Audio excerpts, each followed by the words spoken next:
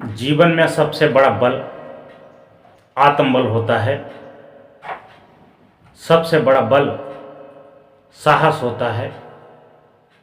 इसलिए जो व्यक्ति घर में, परिवार में, पार्टी में, आपके संगठन में सबसे योग्य है, उसका मन बढ़ाते रहिए, उसका उत्साह बढ़ाते रहिए, ताकि उसका मनोबल कहीं फीका ना पड़ जाए।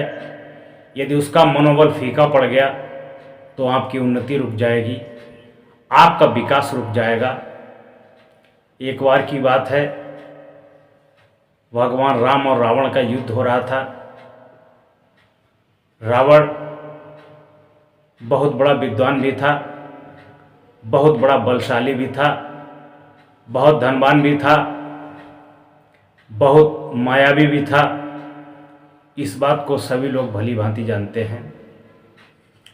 जब राम और रावण का युद्ध हुआ तो एक बार उसने राम की सारी सेना धराशायी कर दी। भगवान राम अंदर से टूट गए और बिखर गए। उन्हें लगा कि युद्ध हमसे नहीं जीता जाएगा, इस युद्ध में हमारी पराजय होगी।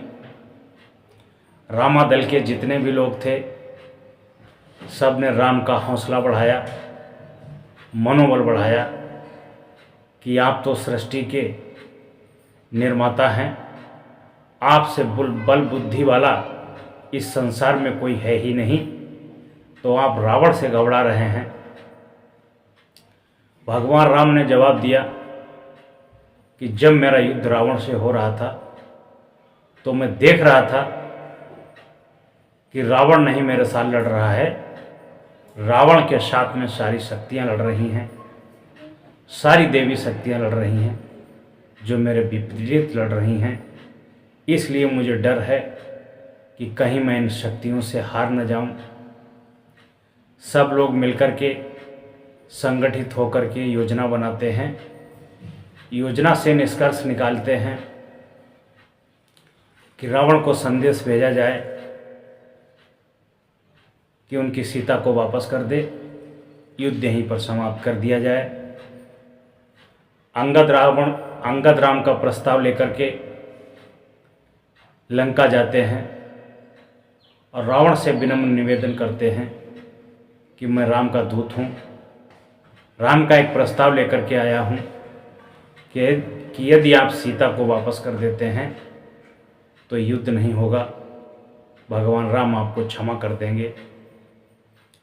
रावण अपने अहंकार और घमंड में कहता है कि हमारा और राम का तो कोई युद्ध ही नहीं है।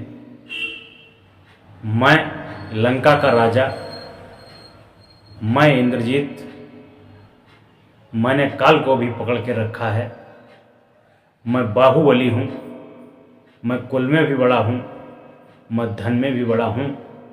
वो राम, वो वनवासी, वो फकीर, वो भिखारी हमसे युद्ध करेगा, हमारा उसका तो कोई तालमेल ही युद्ध करने का नहीं है।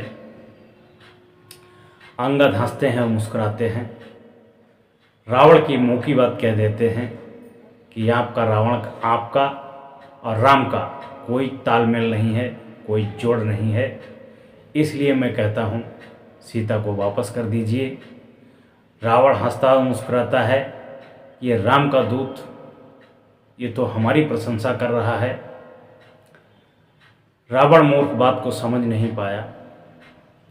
रावण ने कहा कि अगर आप उनकी सीता को वापस कर देंगे तो सर्वनाश होने से बच जाएगा, आपकी उनकी कोई आपस में बराबरी नहीं है, इसलिए मैं प्रस्ताव लेकर के आया हूँ। अंगद बताते हैं, सीता की रक्षा के लिए जो लक्ष्मण ने मर्यादा रेखा खींची थी उसको भी तुम छू नहीं पाए,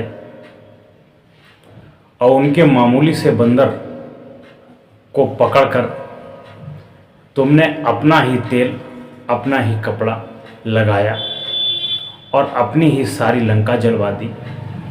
वही राम, उसी राम का मैसेज मैं लेकर के आया हूँ। अगर तुम्हारे यहाँ कोई इतना वीर योद्धा है, कोई इतना बलशाली है जो मेरा पैर उठा के दिखा दे। लंका के सभी बाहुबली योद्धा अंगद का पैर नहीं हिला पाए।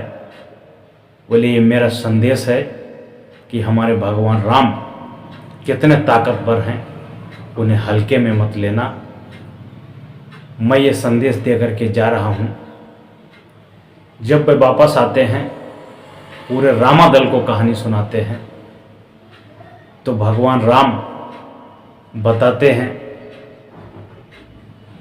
कि जो देवी आदि पराशक्तियाँ हैं, उनसे लड़ने के लिए मुझे उनकी पूजा अर्चना करनी पड़ेगी।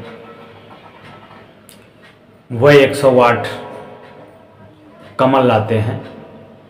कमल लाने के बाद में एक एक कमल आंखें बंद करके अपने अंतःकरण से देवी को समर्पित करते हैं।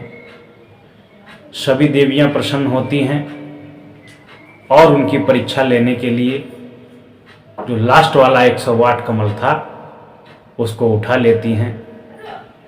भगवान राम लास्ट कमल चढ़ाने के लिए इधर उधर थाल में देखते हैं, कहीं भी कमल नहीं मिलता है।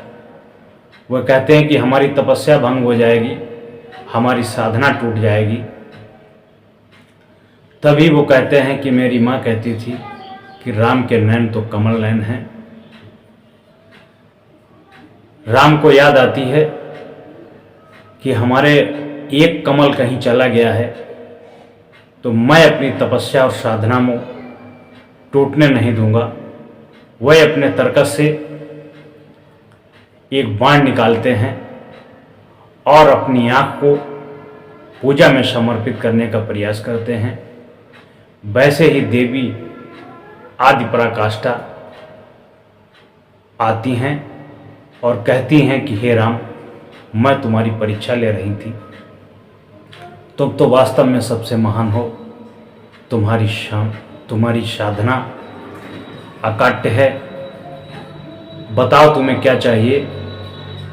तब वो कहते हैं कि हमारा और रावण का युद्ध है और मैं चाहता हूँ कि इसमें विजय मेरी हो। देवी उनको आशीर्वाद देती हैं, वरदान देती हैं कि इसमें जाओ, तुम्हारी विजय होगी, विजय भवा। ये भी एक इसका कारण है कि हम नवरात्रा मनाते हैं। नवरात्रा में देवियों की पूजा अर्चना करते हैं। वही देवी आदि पराकाष्ठा जो संसार को चलाती है, अलग अलग नौ रूपों में विद्यमान है, अलग अलग शक्तियों में विद्यमान है। कुल मिला के वो एक ही शक्ति है। यह भी नवव्रत मनाने की एक वजह है।